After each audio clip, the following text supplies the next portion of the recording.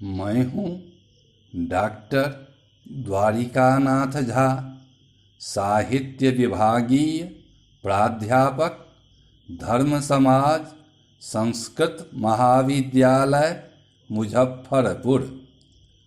आचार्य द्वितीयार्ध वार्षिक में साहित्य के छात्रों के लिए निर्धारित पाठ्यक्रम में 10 रूपक है। आज 10 रूपक के अंतर्गत नायक स्वरूप विवेचन किया जा रहा है। रूपकों का भेदक तत्व वस्तु, नेता तथा रस है। इसमें द्वितीय जो भेदक तत्व है, नेता अर्थात नायक, उसी का विवेचन किया जा रहा है। नायक का स्वरूप विवेचन के संबंध में 10 रूपककार का कथन है कि नेता विनीतो मधुरस त्यागी दक्ष प्रियंवद रक्तलोक शुचिर्वाग्मी रूढ़वंश स्थिरो युवा बुद्ध्युत्साह स्मृति प्रज्ञा कलामान समन्वित शूरो दृढ़श्च तेजस्वी शास्त्र चक्षुश्च धार्मिक। 10 रूपक द्वितीय प्रकाश, कारिका संख्या 1-2। रूपक का नायक हो या काव्य का नायक हो, नायक का स्वरूप सभी जगह समान ही होता है।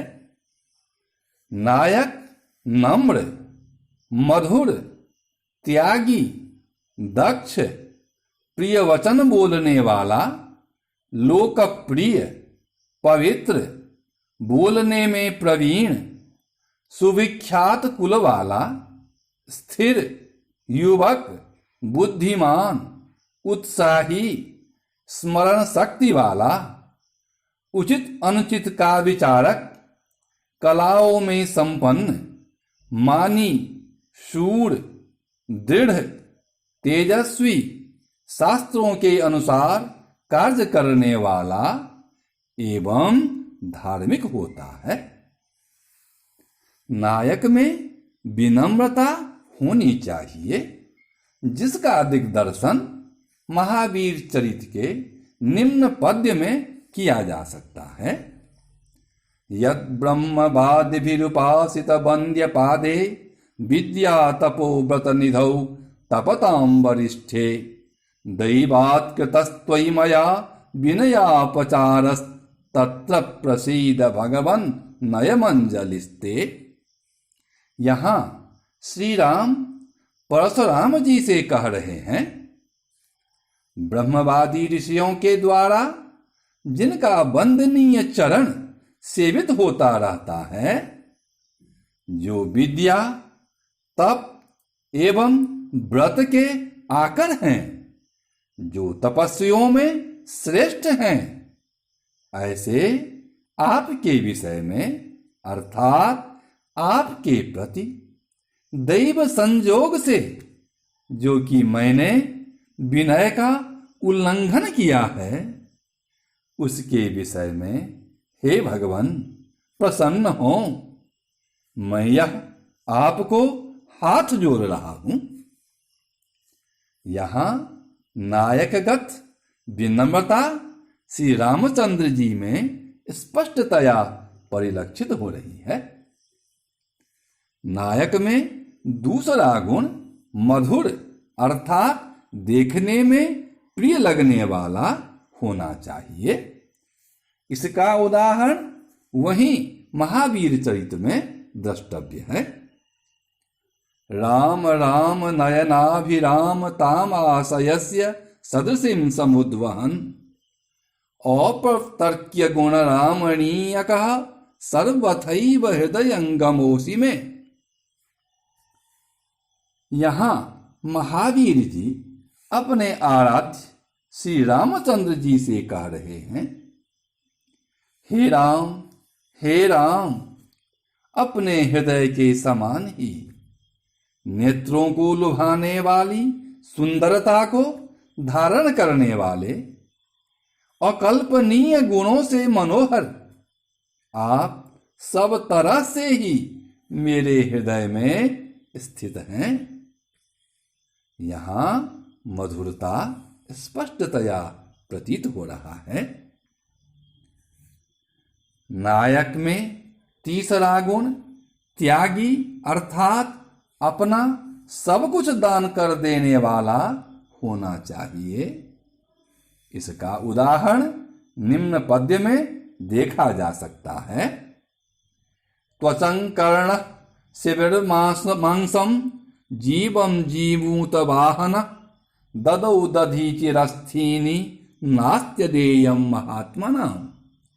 अर्थात कर्ण ने अपनी त्वचा, शिवि ने अपना मांस, जीमूत वाहन ने अपना जीवन तथा दधीच ने अपनी हड्डियां दे दी।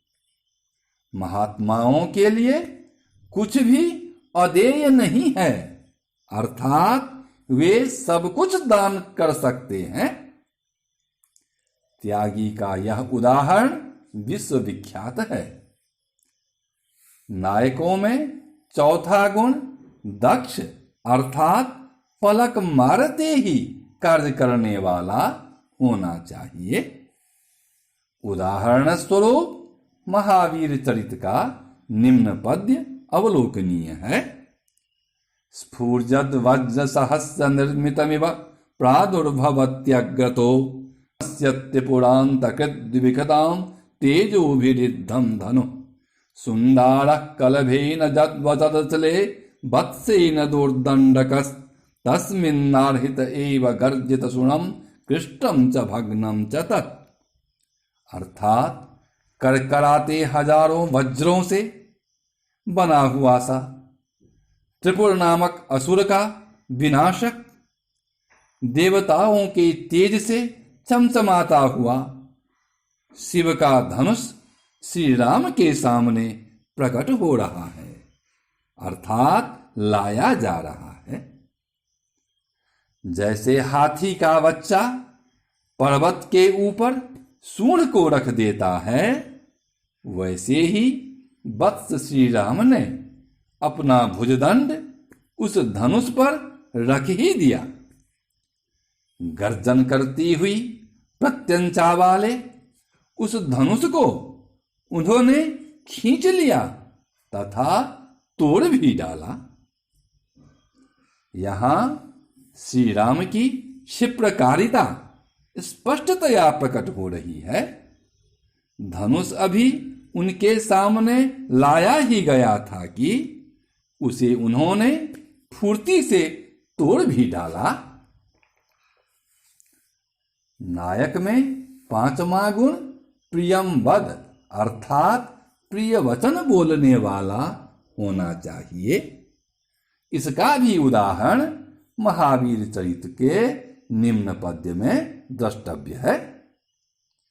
उत्पत्तिर्जमदग्नितः स भगवान देवः पिनाकी गुरुर् वीर्यं यत्तु न गिरां पतितनु व्यक्तं हि तत्कर्मभिः त्यागः सप्त समुद्र मुद्रितमहि निर्व्याज दानावधि सत्य ब्रह्म तपो निधिर्भगवतः किंबा न लोकोत्तरम।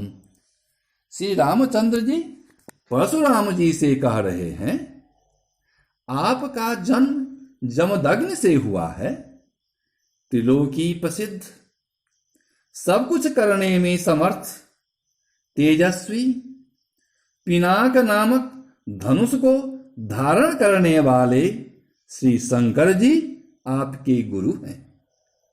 जो आपका पराक्रम है वह वाणी का विषय नहीं हो सकता, वह तो आपके महान कार्यों से ही व्यक्त हो रहा है। 7 समुद्रों की सीमावली, पृथ्वी का निरपेक्ष भाव से दान कर देने की अवधि तक आपका त्याग है, अर्थात निरपेक्ष भाव से आप सप्तद्वीपा बसमती का दान करने वाले हैं। सत्य, ब्रह्म तथा तप के आकर आपका क्या नहीं लोकोत्तर है? अर्थात सब कुछ लोकोत्तर है। यहां श्री राम ने अत्यंत क्रुद्ध परशुराम को कितने मधुर वचनों से शांत करने का प्रयास किया है, यह तो स्पष्ट दिखाई दे रहा है। इससे आगे